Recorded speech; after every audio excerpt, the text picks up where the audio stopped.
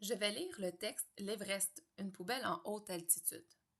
Pour bien comprendre mon texte, je vais utiliser la stratégie Trouver les idées principales explicites et implicites. Note bien les étapes que je vais faire. Bon, la première étape, c'est de lire le paragraphe pour bien comprendre parce que je vais avoir de la difficulté à cibler l'idée principale s'il y a un mot ou un passage qui bloque ma compréhension. J'y vais. Tu as sûrement déjà entendu parler de l'Everest.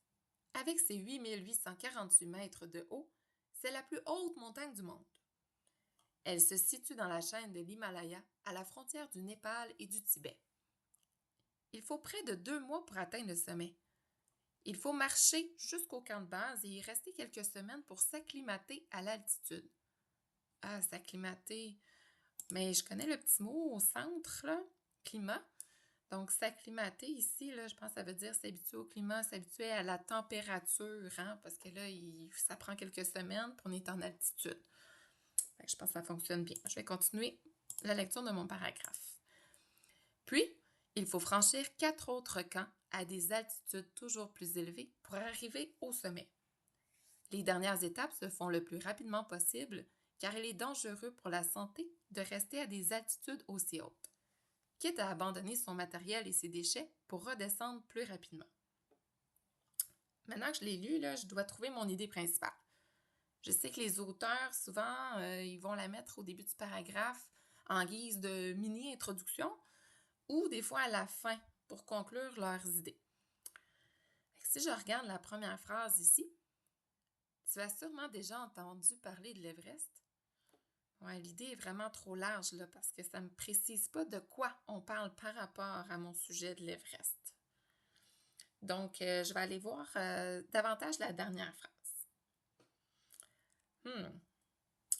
Quitte à abandonner son matériel et ses déchets pour redescendre plus rapidement, on voit qu'elle est en lien avec la phrase précédente. Je ne peux pas la comprendre sans celle-ci. Donc, je pense pas que ça serait ça l'idée principale. Et là, je pense qu'il n'y a pas de phrase qui résume l'essentiel de mon paragraphe. Et ça va être à moi de la faire ressortir. Pour m'aider, je vais aller chercher les mots-clés là, qui sont importants dans mon paragraphe. Bon, ma première phrase, j'avais rien, c'était trop général. Avec ses 8848 mètres de haut, c'est la plus haute montagne du monde. Ah, ça, c'est une information qui est importante. C'est un peu plus précis.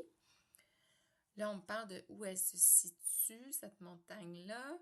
Il faut près de 2 mois pour atteindre le sommet. Et ils ont l'air à mettre l'accent là-dessus. Ça semble être une information importante. Je vais la souligner. Ensuite, on me dit qu'il faut marcher jusqu'au camp de base, y rester quelques semaines pour s'acclimater à l'altitude. Ah, s'acclimater à l'altitude, ça aussi, c'est une nouvelle information. Puis, il faut franchir 4 autres camps à des altitudes toujours plus élevées pour arriver au sommet. Bon, les altitudes, j'en ai déjà parlé ici, fait je ne vais pas le souligner à nouveau. Les dernières étapes se font le plus rapidement possible car il est dangereux pour la santé de rester à des altitudes aussi hautes. Ah, j'ai une nouvelle information par rapport à l'altitude. Je sais maintenant que c'est dangereux pour la santé. Et ma dernière phrase, je sais ici que c'est en lien avec celle-là. Je n'ajoutais pas de nouvelles informations en soi. Donc, si l'auteur a regroupé ces informations-là dans un même paragraphe, c'est parce qu'elles ont un lien ensemble. Et là, moi, j'ai l'impression là, qu'on parle des difficultés à grimper le mont Everest, donc des défis. Et là, je vais aller noter mon idée principale dans la marge ici. Je vais aller le formuler ici. Voilà. Donc, je pense que l'idée principale du paragraphe, c'est grimper le mont Everest représente plusieurs défis. Je vais aller le valider là, avec mes mots-clés. Parce que tout ça, ce sont des défis. Le fait que ce soit la plus haute montagne du monde, le temps que ça prend pour atteindre le sommet, ça reste un défi. Il faut s'acclimater à l'altitude, puis en plus, c'est dangereux pour la santé. Fait, je pense qu'en effet, c'est toutes des difficultés. Je pense que j'ai réussi à trouver l'idée principale qui englobe tous ces mots-clés-là. OK. Je suis maintenant rendue à mon deuxième paragraphe. Donc, je vais d'abord le lire là, pour m'assurer que je comprends de quoi il parle. Chaque année, des centaines d'alpinistes se lancent dans l'ascension de ce géant. Ben, là, de ce géant, là, on parle bien de la montagne, là, du mont Everest. Mais derrière la gloire des sommets se cache un problème sérieux, les déchets qu'ils et elles laissent derrière eux. Les tonnes de détritus jonchant les flancs de la montagne menacent son écosystème fragile. Ah, les flancs de la montagne, ça, je sais que c'est les côtés de la montagne, là, c'est là où les alpinistes craignent justement qu'ils doivent laisser leurs déchets. Même les déchets humains, comme les excréments, posent problème. Ils ne se dégradent pas à ces altitudes extrêmes où les températures restent négatives toute l'année et ils menacent d'empoisonner les cours d'eau et les nappes phréatiques. Ah, les nappes phréatiques, j'ai vu ça déjà dans mes cours. Je sais que c'est lié à l'eau, là, c'est des petites nappes d'eau qui sont souterraines. OK, parfait.